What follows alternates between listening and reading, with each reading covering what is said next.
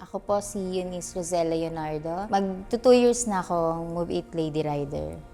Ako po si Rick Jason Argilies. Ako po ay na-hired ng Grab noong 2020. So mga nasa 5 taon na po akong nag-Grab cyclist. Ako po si Edmar Aninyon. 9 years na po akong naging Grab driver. Ako po si Jun De La Cruz. Almost 4 years na po ay Grab bilang Grab food rider. At ako po ay isang ama na nag-iisang anak at isang mabuting asawa.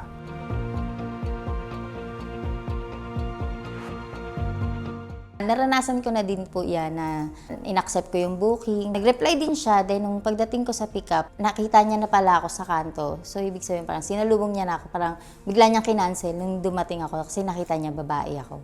Sabi ko, okay lang. Sabi ko, hindi lang naman ikaw yung passenger. Mas maraming proud na passenger sa aming mga babaeng rider. Hindi namin pinapansin yung pagdi-discriminate kasi alam naman namin na ginagawa nila kasi parang trip lang nila or parang wala silang pakialam. Samantalang yung iba ang daming natutuwa, nagiging proud sa mga lady rider kasi kahit babae kami, nakikita nila na nagagawa at kaya din namin yung ibang nagagawa ng mga lalaki.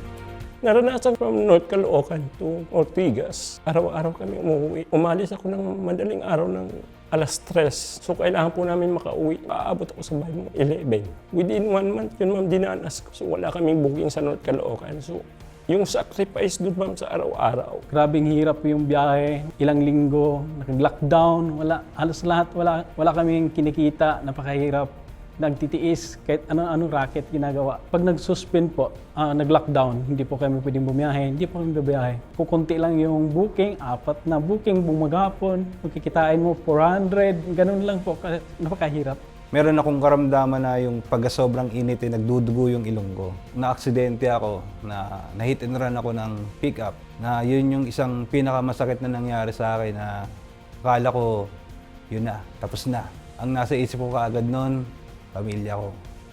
Yung asawa ko na naghihintay sa akin.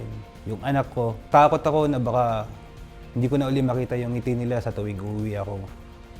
Kasi nagpapalakas lang naman sa loob ko kahit gaano kahirap yung dinadanas namin na hirap sa isang araw.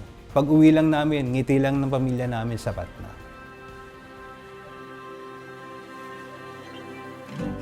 Bali, nag-online selling po kami. Actually, hanggang ngayon pa din naman, naisasama ko din siya. Then, nagagamit ko din yung pagiging rider. Nagpapa-add na lang kami, then minimal amount lang. Tapos ako na rin yung nagde-deliver sa kanila. At least, nagiging safe and alam na mababayaran ng maayos. Diabetic din po ako. So, insulin dependent din po ako. So, sabi ko, hindi pwedeng huminto ako basta-basta. Kahit na nasa kalsada ako ng halos 24 hours. Meron po akong 5 anak at saka buntis na asawa sa ngayon. Dumating sa punto na gusto kong sumuko eh.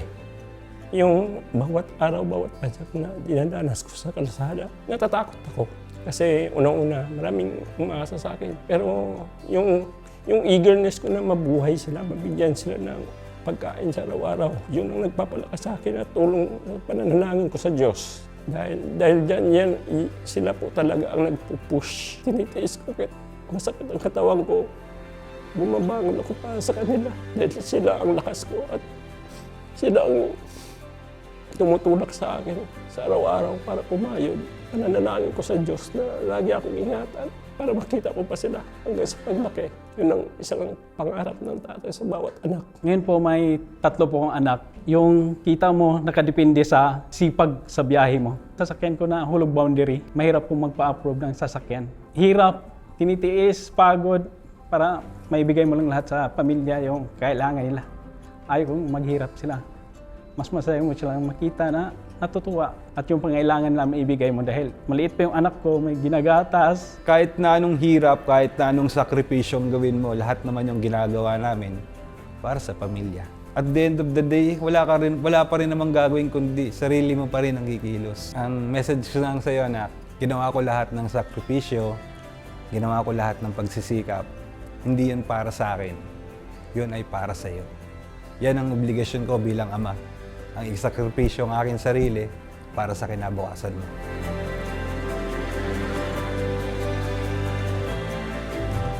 Hindi ko na kailangang mangamba na bigla-bigla na namamatay ang cellphone ko.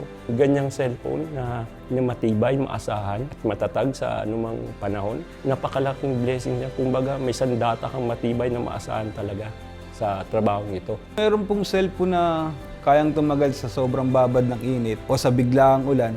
Napakalaking bagay po niyan. Para po sa mga content creator na katulad ko at saka sa mga rider, napakaganda po nun at marami nagagawa yung cellphone na yun. Napakatibay, pag nahulog o kaya nabasa, tuloy pa rin ang biyahe natin.